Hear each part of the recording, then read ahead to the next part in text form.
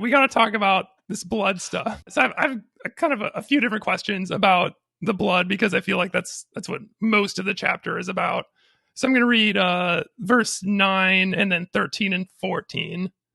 This is an illustration pointing to the present time, for the gifts and sacrifices that the priests offer are not able to cleanse the consciences of the people who bring them. And then 13 and 14, under the old system, the blood of goats and bulls, the ashes of a heifer could cleanse people's bodies from ceremonial impurity. Just think how much more the blood of Christ will purify our consciences from sinful deeds. Okay, so we've talked about blood sacrifice before, right? Verse 13 seems to still be operating under the assumption that like the blood of goats and bulls does work at least a little bit, because he's saying like these work okay. Just imagine how much better Jesus's blood works. And again, I feel like we've had this conversation, and I've sort of been able to make sense of the Old Testament sacrificial system with this idea that it's just a symbolic thing. It's like God doesn't actually need the blood, but he allows the blood sacrifice to happen to placate the people's superstitions. Let's not worry about Old Testament sacrifice. Let's talk about New Testament sacrifice, right? Because here we are with the blood sacrifice once again. And this is one of those things that I've had it explained to me so many different ways, so many times. I've read about this. The more I think about it, the more it doesn't make sense to me. And the only way I can make it make sense is if it's a symbolic gesture, right? If God is really all powerful, he doesn't need he doesn't need blood to forgive us. He doesn't need a sacrifice. And people will often say like, well, God had to die to show how serious sin is, or to show how much he loves us, or something like that. Which is like, okay, I hear what you're saying, but to me that means that the crucifixion was performative. Like I think of it as like performative self-flagellation in this desperate attempt to like make a meaningful spectacle for us. I don't know. I'm sure that's a heresy, and you're not allowed to say that, but that's the best I'm able to come to understand this. So tell me where I went wrong here, Jeremy. Well, Jeff, as a skeptic, I don't know if you can be a heretic. So I think you're off the hook there. Heresy is for people who claim to be following God and make up crazy views of it. Perfect. Okay, so I understand where you're coming from, and I'm going to argue that no, it's not a symbolic gesture. It's not performance art of what is happening on the cross. And so I'm gonna take a pass at this. We've explained this before, and I will share with you this is confusing stuff. I will share that with you. And so even as I was preparing my notes, I tried to be very clear with my wording in this, and I'm going to try to like walk through a progression so that I say it the way I'm trying to say it, because it does get very confusing very quickly. And part of that, I think, the reason why it's confusing is we're working out something in real time in the context of progressive revelation. So there's elements of this that go all along different revelations of God. And so we're trying to figure out, okay, well, this was said at that point, and this was said at this point, and this was said at that point. So then how do we make, you know what I mean? And God is like revealing more and more throughout all of this, as I'm going to illustrate in a second. Right. Which is why I'm trying to frame the question as like, I'm just questioning the New Testament blood sacrifice. Okay. But I don't think you can separate that from the Old Testament, because what Jesus is doing, I'm going to argue, goes back to the Old Testament. It's not in the context of the New Testament. Okay, step one. I don't know how many steps there are, but we'll stop. Step one. God enters into covenant with the Israelites in the Old Testament. Begin with this concept, right? So God has we've talked about this, God has a unique relationship with one particular group of people, and God enters into this special agreement, right? And this is very common in that culture. Not as common for us anymore. Probably the closest covenant terms we think of today would maybe be marriage. That's kind of like a familiar covenant we're familiar with. We're not as big on covenants as they used to be, right? But God enters into covenant, into this special relationship. Now, this begins all the way back in Genesis 15 with a guy named Abraham, when his name is still Abram. But in Genesis 15, and I'm just going to read part of this because this is this gets long, but there's this whole covenant set up where God's saying to Abraham, like, look, you and your descendants, we're going to do this special thing. And I'm going to be your God, and you're going to be my people, and we're going to be, I'm going to set you apart. And there's going to be this whole deal. And so I want to read the very tail end of it, because the way they make the covenant, the way they seal it, literally the phrase is they cut a covenant. If you've ever heard of that phrase, you're not going to like this part, Jeff. They take animals and they cut them in half, and they split the animals on each side. And then the idea is when you cut a covenant, you walk in between the halves of these animals. And the idea is if you break the covenant, this is what will happen to you. You're agreeing to death, if you will, as a part of this covenant. So like I'm making this agreement with you. And so you find this happening. Genesis 15, verses 17 and 18. After the sun went down and darkness fell, Abram saw a smoking fire pot and a flaming torch pass between the halves of the carcasses. Okay, so this is God, again, God uniquely showing up, even though God's omnipresent. God uniquely showing up here, and God walks through the halves of these carcasses to basically, seal this covenant. Are you with me? I'm with you. I just want to say, like, this feels kind of like mafia techniques to me a little bit, of saying, like, we need to make an example of these animals to threaten you, right? Say, like, this is what will happen to you. Welcome to the ancient Near East. Yeah. It's a different time. It's a different culture. Yeah, they do different things, right? So this was, again, God meeting them in this space. Now, here's what's cool. There's foreshadowing here, because Abram never walks through the halves. Only God does. Which the foreshadowing, spoiler alert, if you didn't know where the Bible was going and you wanted to read it for yourself, tune out here. Spoiler alert, the Israelites aren't going to be faithful. Only God will be faithful to this covenant. So God is passing through to seal the covenant. And I would say to foreshadow that God is the only one that's going to honor this covenant. Okay. That's part one. Part two. Now, breaking covenant with God leads to death, because all sin, which is at its root breaking a covenant with God, all sin enslaves us to Satan. And this is something we've talked about with atonement theories. So I am not a penal substitutionary atonement guy. It is not Jesus versus the Father. It is God grappling with, we have broken out of a covenant. And when that happened, Satan had a claim to us. Look, your people have not honored your terms. Therefore, they are excluded from you. They now belong to me. Now, we've already touched on this in Hebrews chapter 2. And so I want to read this again, because this plays right back into what is going on. Hebrews 2, verse 14. And you're going to get more blood here, Jeff. You're going to be so happy. Yeah. Because God's children are human beings made of flesh and blood, the Son, Jesus, also became flesh and blood.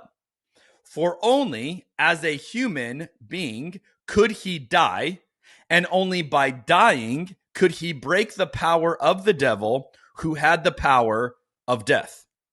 So what we're seeing here is that Jesus enters into our covenant on our behalf and has to become a human to do that. And Jesus upholds the covenant for us, in that we could not do this, right? So this is literally what Hebrews 2 is saying. Jesus had to take on a body, had to enter into the previous agreement that was made in order to give us an out, if you will. Like we blew this. We did not do it. Satan now has a claim on us. We're stuck until God goes, no, I'm going to rectify this. Jesus becomes essentially the other part. So again, this is kind of weird. It's God essentially in covenant with God, right? Because we can't even fulfill it. So God has to fulfill our part of the covenant with God in order to do this. But that's how the claim that Satan has against us, because we have broken covenant, is now null and void, because Jesus entered in, took on a body, took on the blood, and honored the terms of that covenant the way it was originally made. Now, your question is, okay, so is it symbolic? So I would say no. If you believe in Jesus, this is a very real transaction, if you will, that's taking place. We owed a debt to Satan, and Jesus erases the claim that the debt had on us. We now are not under this debt anymore because of what Christ has done. So it's not symbolic at all. Jesus literally had to, as Hebrews 2 is saying, for only as a human being could he die, and only by dying could he break the power of the devil. This is what had to happen in order for all of that claim that the devil had to be null and void. Now, what I would agree with you, that there is a symbolic part of this in that the way God chooses to break the power of the devil teaches us about the nature of God. So you could say, well, maybe there's other ways God could have done it, perhaps. But the way in which God does this, Jesus fully, submitting himself and on the cross, forgiving, all of this, the way that God chooses to reveal power shows us the kind of God that this is. So there is something to be learned as to how God chose to do it, but ultimately it's not just for show. This is a very real transaction that took place, and I would suggest everything is different because of that. So this is a very real thing, and again, this is I would say an argument we see throughout the book of Hebrews that we're kind of circling back to even in chapter 9. Obvious question there, which I know I already asked you back in chapter 2 or something, with like, what if God's all powerful, why does he have to follow these rules? And I think your answer to that is that he's all powerful, he can do anything, but he's chosen to limit himself to his word because he made this covenant, right? God can do anything in conjunction with who God is. Mm-hmm. So God, I would say God can't act apart from the very nature of God. So God can't, this is where you get into weird like seminary debates. Can God, be non-loving? Well, no, the very nature of God is a demonstration of love. So God can't be contrary to that. God can't look other than Jesus. Like that would be a logical contradiction because God is Jesus. Jesus is the full revelation, the exact representation, as we've seen in chapter 1, of what God looks like. So yeah, there are limits to God based on the nature of God.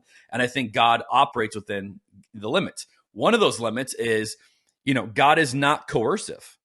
And I think a lot of people subtly want a coercive God. Just come in and decide this and do this and make this happen. And God truly honors free will in ways that usually confound us. Like, why are you not doing this? And it's like, well, God is honoring free will because it is in the nature of God not to be coercive. So you're saying it's like this transaction with the devil, right? So is that because the devil at one point got the drop on God, and now, now God has to pay this ransom, right? With the kind of the ransom interpretation. Is that correct? Well, it's interesting. Like you think about like the temptation of Jesus when Jesus is debating the devil. And one of the temptations the devil says is, I will give you all the nations of the earth if you bow down to me. And what I've always thought is interesting is Jesus doesn't argue him and say, those aren't yours to give. He just says, no, I'm not going to do that.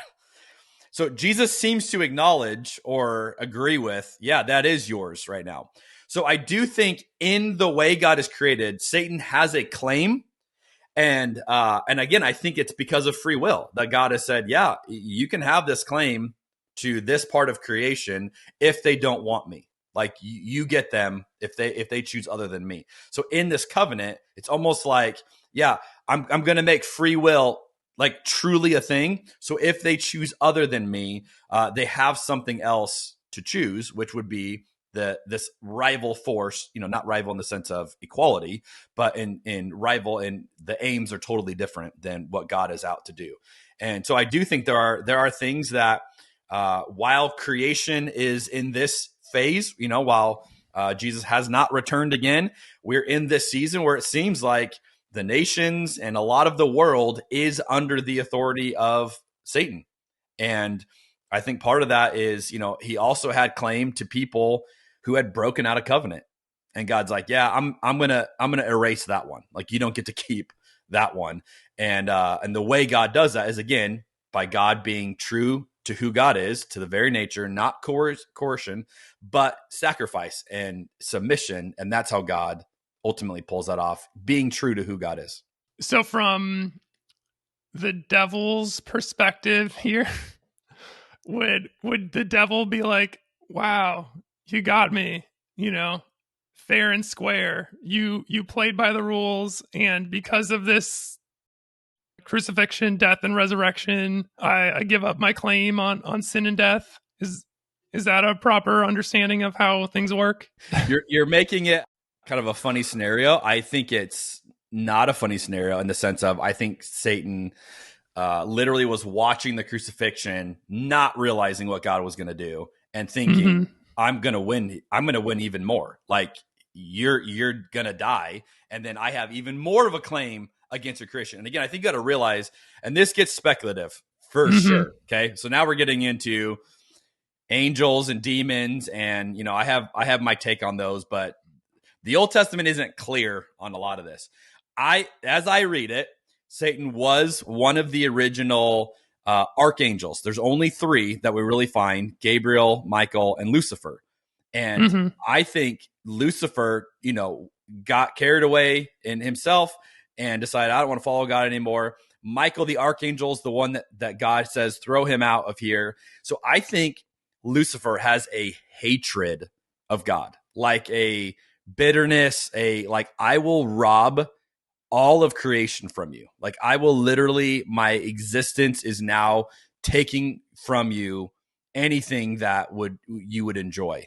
And so I do think, again, we often characterize, Satan as kind of these funny terms, but I think evil is real, and evil is, no pun intended, hell bent on destroying any part of good creation that he can. And so I think there is this real battle where Satan's thinking on the cross, I'm gonna get way more against you now. And then when Jesus, perfectly sacrifices, himself, it has no sin, and all of a sudden realizes, oh, this agreement that God had made has been fulfilled. Like, no, I don't have a claim anymore. And and again, I think there's probably some choice words between God and Lucifer. Like, no, your claim against creation is again null and void now. Like you have no claim anymore. And I think Satan was tricked. And there was a verse, I'd have to look it up, I can't think off the top of my head. There's a verse that says something like, if evil knew what God was doing, he would have tried to basically stop the crucifixion of hey, this was something the powers of evil didn't understand God's plan. Had they understood it, and I think about even Chronicles of Narnia, Lion, the Witch, and the Wardrobe is a great analogy of this. The White Witch literally thinks she has beat Aslan, when she kills him. Like, oh my gosh, you fool. Like, you literally just gave me yourself. When you're dead, I will rule this thing. And doesn't understand, no, you're actually losing right now. And so I do think that's the point. I think Satan thought, Jesus dies, I win, game over, and then realizes, oh my goodness, my claim against this creation has now been removed from me. And I think it was a very visceral reaction that Satan probably had to this. Yeah, your explanation to me sounds basically exactly like the Lion, the Witch, and the Wardrobe illustration of Satan basically didn't read the fine print of the that's the a good way to say magic, it. I like that. Right? Shoot, I should have read down the list. It's kind of like how the FBI got Al Capone for tax evasion, right? It's all about bureaucracy and following the letter of the law and making these rules work to your advantage. That's why you always read the fine print, kids. Yeah. Always read the fine print. I definitely do that with all of my software updates. Thank you for that explanation. I think I have to think about it some more. Maybe we'll get into it more with my follow-up questions. I don't know. It seems less bloodthirsty and less performative than other explanations. So I'll give you that, Jeremy. I appreciate your answer there. It's still mysterious. So I'm doing my best to try to describe something that I think is one of the most mysterious, beautiful, complicated, bizarre things in history. Like the Atonement is such an interesting subject. And to your point, it is very confusing, and it gets very confusing. And that's why I think, you got to go back and figure out what are the scriptures, what point are they trying to make? And even then, people have different atonement theories. Right. So it's we can't even agree. Right. Can't even agree on which theory is the right theory. Yeah, even as I was thinking about these questions and writing them, I was thinking am I just being a a stickler here by trying to make sense of this, right? Like, why not just say the appeal to mystery? Who can know the heart of God? But also, I mean, I feel like this whole chapter of Hebrews is trying to explain it, right? It's using like logical arguments, like only blood could fix this problem here.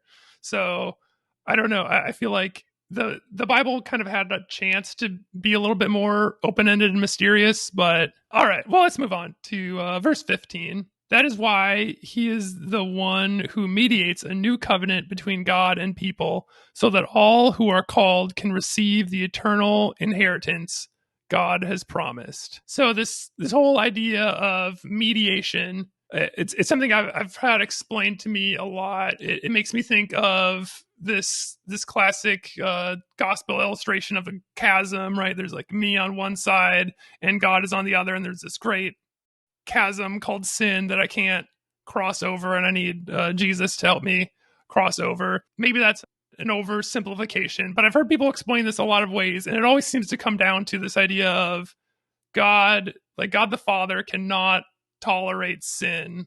Like, I almost think of it as someone who has no immune system. If you think of sin as germs, and it's like if me as a icky yucky non-repentant sinner like even touches God, he'll just like melt into a puddle or something like that. And that's why Jesus needs to be the mediator. So obviously there's some kind of rule breaking here, or there's rules don't apply to Jesus in the same way, because Jesus, of course, did hang out with sinners, and I feel like that's part of the gospel story, was the fact that he's like, it's cool, I can hang out with these people, you don't need to be afraid of these people. But it seems to suggest that God is a different character who's like, I don't know, it seems like the opposite of all powerful to me in a way, because he can't even tolerate being around sin. He'll just burst into flames or something. So what's your understanding of that dichotomy there? Well, I think what you're saying is definitely the overarching idea you get in the Old Testament, that, you know, God wants this distance. And even I think their concept of holiness was this idea of separate, set apart, so I think contagion is a really apt metaphor there, because it is this idea of like, get away, don't contaminate me, I'm holy, Yeah. And especially the tabernacle laws in Leviticus, right? It's all about being clean and unclean. Like if you're physically unclean, like if you touch blood or touch a dead animal or something, God can't be around you. And you look at the story of the Good Samaritan, and you see these Levitical codes. They the reason why they're passing by the guy is that they would be unclean and ineligible to work, because they would be contaminated according to the Old Testament. So right. I do think that is there. And I think, yeah, I would absolutely acknowledge what you're saying. That is the dominant thing. What gets spicy then is when Jesus shows up and is like, nope, that's not what God's like. And you're like, huh? Like, what happened? Like, what do you mean? And Jesus is the opposite. Okay, so you brought up this idea of like contamination, which is such a good analogy of, keep your distance from me. Jesus is like reverse contamination. So rather than someone making Jesus sick, Jesus makes people better by touching them. Like the world doesn't even work like that. You know what I mean? Nothing works like that. Like if someone is sick and they touch someone else, the healthy person doesn't make the sick person clean. Like think about COVID. If one person has COVID, one person doesn't, the healthy non-COVID person isn't going to cleanse the COVID person from COVID by touching them. That's not how contamination works. But that's how it works with Jesus. And you're like, what? Like something supernatural is going on here. And I just was reading the other day in Mark chapter 8, and your question pinged this story that I literally I was staring at this story because I was like, wow, I want you to notice how much Jesus touches people when he heals them. And I would even say unnecessarily touches them. Like you could just speak it and do the same thing. But I'm just going to give you one example, just a few verses. But notice in this story how much Jesus touches this guy. Okay, this is Mark chapter 8, verses 22 through 25. When they arrived at Bethsaida, some people brought a blind man to Jesus, and they begged Jesus, to touch the man and heal him. Okay, so even the request, would you touch him and heal him. Jesus took the blind man by the hand and led him out of the village. Now again, hey, follow me, at a distance. Nope. Grabbed his hand and leads him out by the hand out of the village. Then, spitting on the man's eyes. Gross. This implies he's in his face, literally, just right in the eyeball, right? Spitting on the man's eyes. He then laid his hands on him. Okay, so, this is like all touch. And asked, "Can you see anything now?" Which I love this response. The man looked around. "Yes," he said, "I see people, but I can't see them very clearly. They look like trees walking around," which that's a whole side note. A partial healing is such an intriguing concept to me, but we don't have time. Verse 25. Then Jesus placed his hands on the man's eyes again. He's touching his eyeballs again, and his eyes were opened. His sight was completely restored, and he could see everything clearly. I just find this is one of the things, we talk about, like, why do I still believe in Jesus? I'm just drawn to the guy. I don't know about you. I read a story like this, and I'm just drawn in. Like, it sucks me in of like, I want to follow someone like that literally breaks every social cue, every disgust trigger, every just thing that I would probably be uncomfortable with. And Jesus goes out of his way to heal this guy in such a personal way. And I'm just in awe of that. Now, with that, and then this Old Testament God that you go, God was very different. I think you have to just say the argument that I have been saying all along is that we read the Old Testament God through the lens of what God has been revealed to be like in the person of Jesus, which means, Jeff, not only is that other stuff obsolete, as the author of Hebrews would say. Ouch. Yeah. Not only is it obsolete, but it's inaccurate. And I would suggest it portrayed far more of God's people and the way they understood God, right, than how God really was. Because what we know now is that God looks like Jesus, and Jesus did not remotely act like that. And so if God has always been like this, then again, there was something they misunderstood, or they portrayed onto God, and God allowed them to do that. God stooped down and said, "Okay, I'm going to let you think this of me, because eventually you're going to see I'm like Jesus." I'm so glad that I didn't have to stop with the Old Testament fearful contamination God, because that would be a very hard God for me to follow. But the God that looks like Jesus, I'm incredibly compelled by that guy. I love that vision of Jesus as well. I want to give that all the credit, like hanging out with the sinners and being like subversive in this way, and like telling the Pharisees what's up and all this stuff. And it seems like, narratively speaking, the fact that Old Testament God seems very different from Jesus, maybe you could make the argument that makes the Jesus story all the more powerful. I don't know if you would agree with that. It's like this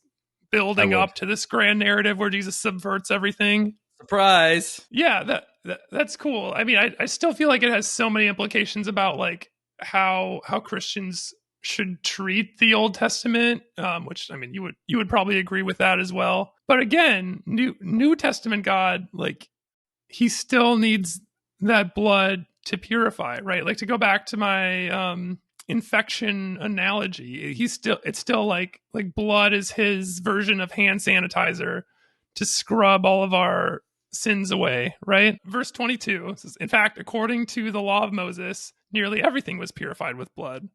For without the shedding of blood, there is no forgiveness." Okay, so this to me is one of the most problematic passages in the Bible. Again, like everything I've already said, it seems like God, for some reason, he needs the blood to purify us sinners. I talked about this way back in episode 0 when we were talking about John Piper, talking about people who have different views of the atonement. And I had a family member who actually lent me a book about the blood sacrifice that was written by John Piper. And I read the book, and I felt so strongly about it that I felt compelled to write a full response to the book. And I kind of wavered on whether or not I should actually give it to that family member, or maybe that's the kind of thing of you write an angry note and then crumple it up. And like, it was just cathartic for me. So what I actually decided to do was just write this out and then print it and then slip it into the book, and then I return the book to him. So I'm like, I don't know if he's read it or not. That's like the ultimate passive aggressive snarky move. Like, hey, thanks for letting me borrow this book. You can have it back now. And I'm not going to acknowledge the bomb I left on the inside. Yeah, I talked to him a couple weekends ago. He doesn't listen to the show, so you don't have to worry about that. Yeah, I feel like, it says something about me, how I'm a person who has strong opinions, but is also a total coward and can't face my my accusers. But anyway, I just want to read an excerpt from that because it deals specifically with this verse, Hebrews 9:22. The book basically starts with the premise of only blood. It had to be blood. Why did Jesus die? Because the blood had to scrub away the sin. Hebrews 9:22 says, without the shedding of blood, there is no forgiveness. Here's my question. Why did it have to be blood? Yes, there is life in the blood, but there is also life in water. As a vegan, I strive to do no harm to any living creatures. I get my protein from beans and nuts. Why blood? Why not peanut butter? God could have sent a hurricane to decimate a peanut field, thus instigating a ritualistic shedding of peanut butter. Maybe it sounds like I'm being glib here, but again, God makes the rules. Yahweh woke up on a Friday morning and chose violence. So that's my question to you, Jeremy. Why blood? Why not peanut butter? Why not peanut butter? I'm going to blow your mind here, Jeff. You ready for this? Yeah. Okay. This is not as it seems, my friend. This is not as it seems. I have got good news for you. It may be too good for you to even embrace, but we'll see. We'll see if you embrace it. All right, here we go. Here's what you got to realize. Why blood? Why not peanut butter? If you go historically, where did this begin, right? So we're going to go Old Testament is when we start seeing this, right? Like, how did this get started? Like, how did we end up in this whole thing? Well, here's what you got to realize. All ancient Near Eastern people sacrifice animals as a way of appeasing the gods, like across the board. Mm-hmm. This was a thing they did. Has nothing to do with the biblical view of God. This was a cultural human thing that you see in all these ancient Near Eastern religions and cultures. They all sacrifice animals as a way to get right with God. Now, we also find this in the biblical narrative. It begins in Genesis 4, where you have Cain and Abel's sacrifice. Here's what's interesting. There's no suggestion in Genesis 4 that God ever asked Cain or Abel to sacrifice anything. They just started doing it. Why? I would suggest because everybody else was doing it. That's what you did. We're going to follow our God. We got to kill something to do it, right? Because that's just what everybody did. And I would say, and I think most scholars would argue, that the Israelites had been sacrificing animals a long time before Yahweh ever began to instruct them on this. So I think what you realize is they had already been doing this. This is a cultural human thing that they were doing. And then God's like, all right, here's this thing you're into. I'm gonna use this to meet you here and help move you along towards something better. Now, here's what I would say. Okay, so I want to be fair to verse 22, and then I'm going to destroy verse 22. You're going to be confused, right? If the book ended, if Hebrews ended at chapter 9, we might think, my friend, that we still need to value animal sacrifices at least a little bit, right? Because you're like, well, without the shedding of blood, there is no forgiveness. That seems pretty clear. Except, I'm going to give you a little teaser for next week. Next week's chapter 10, verse 4 says, "For it is not possible for the blood of bulls and goats to take away sins." So, like, definitively, nope. Like, if that's what you thought I was saying, I'm not saying it. It is not possible. Like, not only like, we talked about before, God saying, hey, I don't really like that. Like, okay, cool. But now the other reason, it never even worked. It is not possible for the blood of bulls and goats to take away sin. So then you're like, okay, what do we do with verse 22? Seems so clear. For without the shedding of blood, there is no forgiveness? Well, Jeff, I'm glad you asked. I'd like to tell you a little story. It's a story that is found in Matthew chapter 5, beginning in verse 17. I would like to read this story for you and then just point out a couple details. One day, while Jesus was teaching, some Pharisees and teachers of religious law were sitting nearby. It seemed that these men showed up from every village in all Galilee and Judea, as well as from Jerusalem. And the Lord's healing power was strongly with Jesus. Now some men came carrying a paralyzed man on a sleeping mat. They tried to take him inside to Jesus, but they couldn't reach him because of the crowd. So they went up to the roof and they took off some tiles. Then they lowered the sick man on his mat down into the crowd right in front of Jesus. Now, seeing their faith, Jesus said to the man, "Young man, your sins are forgiven." But the Pharisees and teachers of religious law said to themselves, "Who does he think he is? That's blasphemy. Only God can forgive sins." Now, Jesus knew what they were thinking, so he asked them, "Why do you question this in your hearts? Is it easier to say your sins are forgiven or stand up and walk? So I will prove to you that the Son of Man has the authority on earth to forgive sins." Then Jesus turned to the paralyzed man and said, "Stand up, pick up your mat, and go home." And immediately, as everyone watched, the man jumped up, picked up his mat, and went home praising God. Everyone was gripped with great wonder and awe, and they praised God, exclaiming, "We have seen amazing things today." I want you to notice something. What just happened? Well, what just happened is that Jesus healed someone and forgave them without any blood. No blood, Jeff. No blood in the whole story. Jesus healed him and forgave him. So, what we actually see in Jesus triumphs over this argument, which again, I think is a conditional argument, is not a this is the definitive last word on it. It is a setting up an argument, getting into chapter 10, which is going to ultimately shoot it all down. Without the shedding of blood, there is forgiveness, was more of what they thought for so long. And then Jesus comes along and is like, "No, I can forgive you, and I don't need any blood to do it." And so I think that what we have to realize is, again, my argument is always you let Jesus be the filter for every other idea. We filter it through the person of Jesus. So can you have forgiveness without the shedding of blood? Yeah, because Jesus shows it. Like Jesus demonstrated it. And so again, why Jesus had to bleed was more of existing in their terms, in their covenant, and what they were living in, the agreement they had, not because that like God ever wanted it to be that way, or I don't think God ever chose blood. I think humans chose blood, and God said, "All right, this is the way y'all want to do it. I'll show up here. I'll meet you here. I'll figure out a way to make this work. And the whole time, I'm going to keep showing you something better and keep indicating there's something better." And again, by the time we get to Hebrews 10 next week, it's like the nail in the coffin. This is not how it works. And so, my friend, Jesus could have chosen peanut butter, but the people chose blood. And you're sure that this answer doesn't contradict your previous answer about the crucifixion not being just symbolic? I'm sure of nothing, Jeff. Sure okay. of nothing. No, I don't mean to accuse you. It just seems a little bit contradictory. The reason the old covenant existed is because God was meeting the people where they are.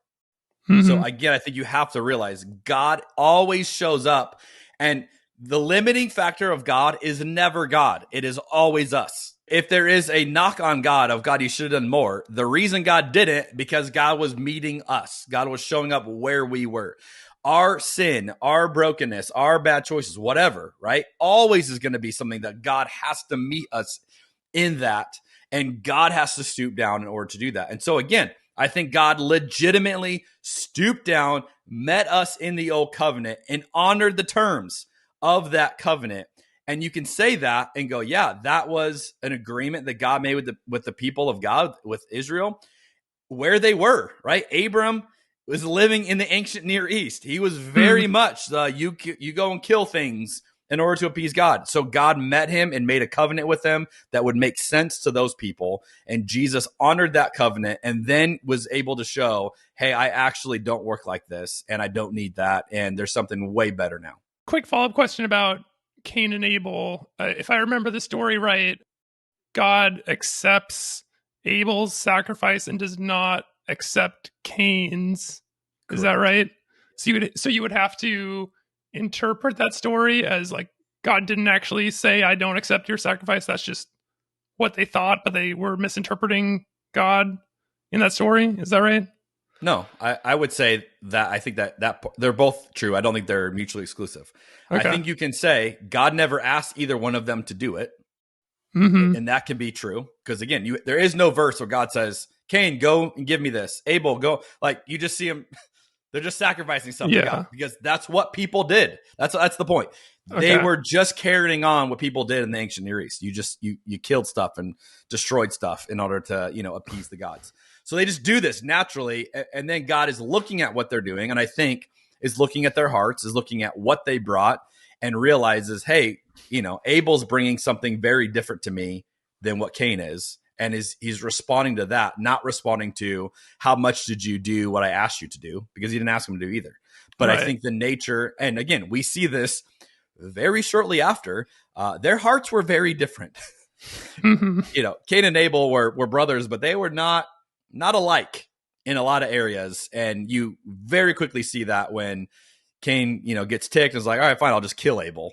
And, like, oh, okay, well, yeah, maybe that same thinking was in effect in whatever he chose to sacrifice to God. So it's kind of like, I'm just making up this analogy on the spot here. It's kind of like, let's say it's my birthday, right? But I don't tell anyone, I don't ask for any presents. And then you get me a birthday present and it's a really lame present. And I can tell your heart wasn't in it. And instead of saying nothing, I'm saying, unacceptable, Jeremy. This is a dumb present. I do not accept this. Is that a proper analogy for like God not accepting the sacrifice that he didn't ask for? Okay, so let's see your analogy here. It would be like if you had two friends and both friends showed up and one had like gone so far above and beyond, put a lot of thought into it and got you something that you really, really liked. And even if you didn't ask for it, but you're like, oh my gosh, I didn't even think you were going to, like, that's incredible. Mm-hmm. Again, we've all had gifts like that where you're like, I didn't ask for it, but that's an incredible gift. Like you put thought into it, you put time, and you could be like very demonstrably grateful for that. Even if you didn't ask for it, you could be like, that is an incredible gift. You know me so well. And then someone else, I'm not going to say it's me because I wouldn't do this, but okay, maybe it's me. Maybe it's right. I'm sorry. It'll be me. That was out of line on my part. I come, okay, here we go. You ready? I'm thinking on the fly. I come and I'm like, Jeff, I just got the best new steaks from Nebraska. These things are so good. You're going to love them. Here right. You go. I got you some steaks. Would you not say to me, dude, I don't eat meat. What do you want me to do with this? Right? Like there would be, and you would say it nice because you got that nice, Minnesota vibe in you. But right. At some point you'd be like, yeah, I don't eat meat, so, I don't know why you got me that. Like, there would be some acknowledgement of, this is not a great gift. And I think that's what you're seeing is Cain and Abel. Like, one gift really is reflecting who God is and is meeting it, and the other one's not. And again, there's not a lot of details there, so it's a lot of speculation. We don't know why. But God looks at Cain and is like, look, this isn't the same thing that Abel gave me. And I think you can use that, you would not love if I took you out for a nice steak dinner. That would probably not be your thing. Right. Just right? The baked potato. Right. And of course, this analogy is completely backwards because in the Cain and Abel story, right, the meat is the good sacrifice and the vegetables are bad. But I get that there's more going on there. Final question, because it's all about Jesus, right? The person of Jesus. What about communion? Doesn't Jesus command us to basically celebrate the blood sacrifice in remembering it with communion when we gather to meet? So I think what Jesus does is he takes all the concepts of the old covenant. And again, for them, you got to realize this was like Passover. So Jesus is hijacking something that they would have already done. And so they literally were celebrating Passover together. And then he says, hey, this thing that you've been doing for generations, now I want you to do it, and I want you to focus on me instead. And like they would have been like, wait, what? Like this is all about you now? Like, yeah, I know you've been like doing this whole thing and, you know, you get together, but now as we celebrate this together, I want you to think about me, and like this is all going to be about me. And so I do think it's all in context. Jesus is meeting them where they are, taking an image they would have been familiar with, and he's hijacking it and he's pointing it all to them. Now, why do you know it's different? And this is the exception to this will be the Catholics, is that we're not actually drinking blood. There is no more blood involved in communion. Now, again, acknowledgement, if you're Catholic, you're an exception. Catholics believe in something called transubstantiation, which is the belief that during the act of communion, the elements literally become the blood and the body of Christ. So that is a Catholic belief and practice. If you're Protestant, you'd go, no, it's not. It's symbolic. And so that's how I would say, yeah, he's using elements that they understood, that were all part of this previous covenant, and then he's bringing it forward, dropping the blood part off. The blood is now just symbolic. It's not real blood anymore, which is a huge distinction. I mean, right? Like we can acknowledge like, oh yeah, he actually stopped all that because now there's nothing that gets killed anymore for us to have communion with God. It's all symbolic. And, you know, if you're a good Christian, you use wine, obviously. Make sure you get that plug in there, Jeremy. Communion Wine Co. # Communion Wine Co. Transubstantiation, I love that doctrine because it always just seems so absurd to me. And I like whenever I meet a Catholic, I always ask them about that, and then half the time they have no idea what I'm talking about. Oh, really? I know people who are like culturally Catholic, I guess you would say, and so I'll ask them about like, do you actually subscribe to like papal infallibility and transubstantiation and all this stuff? And they're like, okay, you know more about Catholicism than me. But then when I ask like a more, you know, serious Catholic, that, you know, they have this really long explanation that, as far as I can understand, still seems to just boil down to, yeah, it's symbolic. It's not literally blood. So I always ask, if it's literally blood, like, does it taste like blood? Or does it taste like wine? This is getting a little bit off topic. It would be better to ask a Catholic than to ask you. Well, that's true. But fun fact, we talked about Richard Beck's book last week, Hunting Magic Eels. He talks about this, and he has a line that I thought was really good on this. He says, you know, essentially, and I'm paraphrasing here, but communion for a Protestant is about remembering. Communion for a Catholic is about a miracle. That's like an interesting way to say it, right? Because like if you're Catholic, you're literally experiencing a miracle every time you do that, because they are believing God is changing these elements. Whereas, you know, the rest of us would say, no, it's symbolic. So I do think it's interesting. It's also why the priest drinks all the wine that's left over, because you can't have leftover Jesus blood. Yeah, because if that blood got into the wrong hands, people could perform more ritualistic practices, right? I mean, I know it sounds like I'm joking, but isn't that That's kind of the explanation? Thought. The blood got into the wrong hands. Like, what would they do with juice? Yeah, that's what I remember from Christian doctrine, was when they were explaining that, was they were saying that that's the reason he has to drink all the blood, because it's too dangerous to store Jesus's blood somewhere, because someone could well, that is interesting, do witchcraft with it or something. Right, because like this is where I think, you know, you and I both would be a little skeptical of like, all right, well then, let's say that miracle really does happen every time, you know, then shouldn't you be able to scientifically do a study on the wine at the end of communion after everyone's done it, and it should be literally blood, right? Like you could. Yeah, this seems like it'd be incredibly easy to test. Correct. Yeah. Which to my knowledge has never happened. So I think that's where the skeptic in me goes, yeah, maybe not. You know, I like the idea of like that miracle. It is a little weird to take Jesus literally, because you know, this comes from John 6. To take that image literally, like, unless you drink my blood and eat my flesh, like, oof.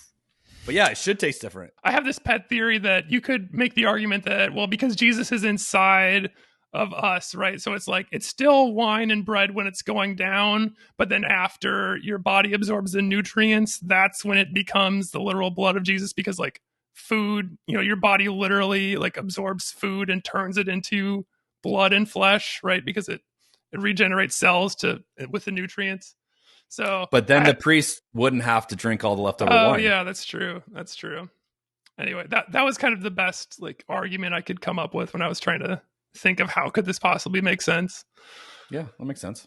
So it's about remembering but if we didn't ask for it, we could remember a different ceremony, right? Like like communion could have been apples and peanut butter if we started out with a different. There's a great meme, and I'd have to do some digging to find this, and maybe you're able to find this, but that talks about like depending on your different traditions, how far you're willing to go with the communion elements. You know what I mean? Mm-hmm. Like, and there's like all these like little like diagram if you can figure out, you know, I'm in this category, therefore these are the elements I would be comfortable with.